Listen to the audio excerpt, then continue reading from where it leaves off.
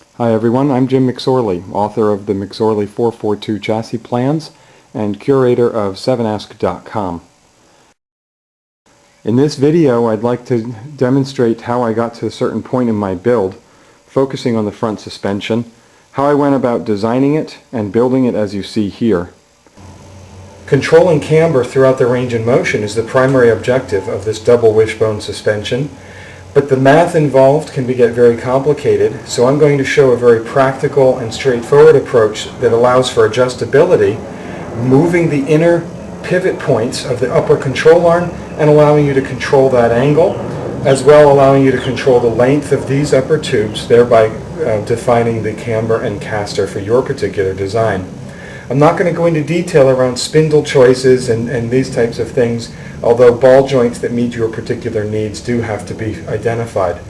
The purpose here is to be able to find a solution with very little math, a very practical application that you can use almost like a universal solution for building your own suspension. Using this approach, you'll be able to create a front suspension geometry that meets your particular donor parts with very little math and very little measuring. The solution here is one of adjustability and adaptability, not specification of geometry.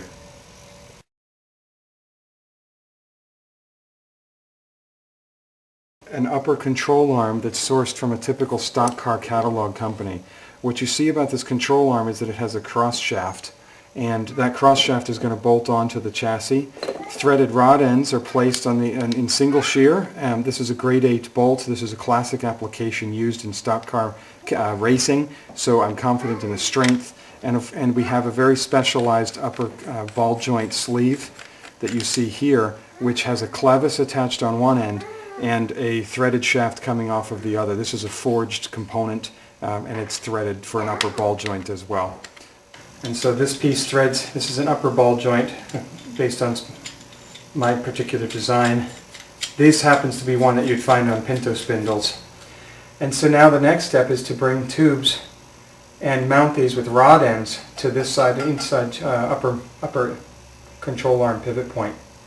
We're going to use these pre-threaded rods of a known length. These generally are around 9 to 10 inches. And one side is a right-hand thread, the other side's a left-hand thread, using left-hand threaded rod ends. So of course the big question becomes, how are you going to mount these ball joints to the chassis? I find that fixing it in just one place is a challenge, because you really haven't, if you haven't done any of the math on your front suspension, you can tell using the approach I'm using that I haven't done any math on this other than some basic measurements.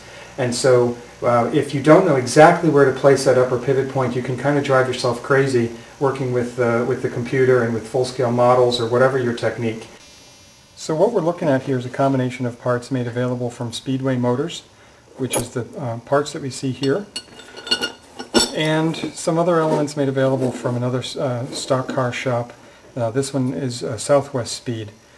And the way that these are designed to work is that this is an adjustable upper control arm mounting.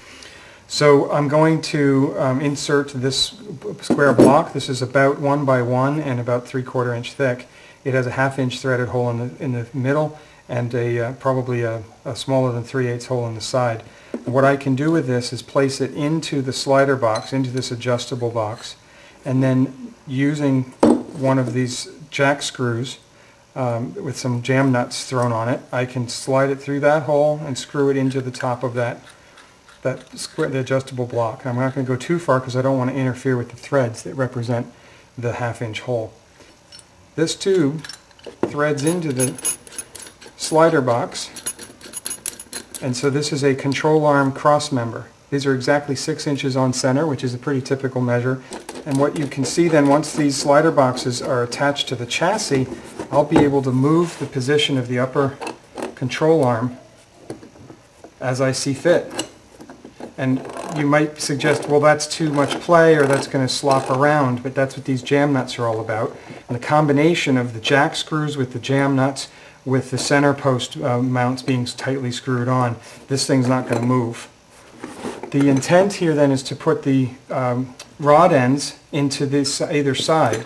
So once this gets mounted on the chassis, I'll be able to control the arm from those rod ends, as you see here, giving me adjustability, a full 2-inch range of adjustability from top to bottom along this slider box. I'm going to go ahead and assemble both of these control arm cross members, and the intent being to hold everything square and parallel. So this is just for setup purposes. This is almost like creating a jig, and I'll offer this up to the chassis with some clamps, and then I'll know exactly where I need to place another cross member in order to make sure that they can hold this in a square position. So here we are with this cross member sort of jig clamped in place, and I'm just going to measure from the center line of the lower control arm pivot to the center lines shown in this jig, and I'm just about 9 inches on the top and a little bit greater than 7 inches on the bottom. And so that's pretty good positioning because 8's roughly in the middle.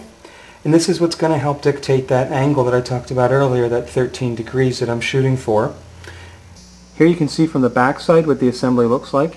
The slider box is mounted flush with this rear face, just as a sort of a point of orientation, really, nothing more. And so what that leaves is this other slider box kind of hanging out in the middle of nowhere. And what you can see is I've already added another tube and positioned it in such a way that it runs flush with the forwardmost face of the slider box. I had to place a flat plate in here in order to hold that new vertical front upright in the right position. And we have to come up with a creative way to weld this slider box because I believe the 1/2 inch touch points that exist here just aren't enough. Chassis ride height of about 6 inches. We can see my lower control arm is sitting at about -5. My upper control arm, mounted in the highest most position, is about 1 degree, so a difference of 7. You can notice the length of these control arm now needs to change because it's being put in a different position, and that is where the adjustability of this upper control arm comes in. This is like a turnbuckle because we have a left-hand threaded rod end and a right-hand threaded ball joint sleeve, and so I can very easily change the angles and the lengths of this tube. So the angles now, assuming the bottom is, of course, is still -6 or thereabouts, the angle here is as much as 10 degrees, a total difference of 16 degrees. When you're working on an assembly like this, you want to make sure there's enough clearance right here for your rod end so it doesn't hit the chassis. And camber and caster can all be affected by adjusting these two tubes. The positioning of the pivot point can be impacted by moving the control arm cross member up and down, and so this demonstrates how there is complete adjustability within the upper portion of this suspension assembly.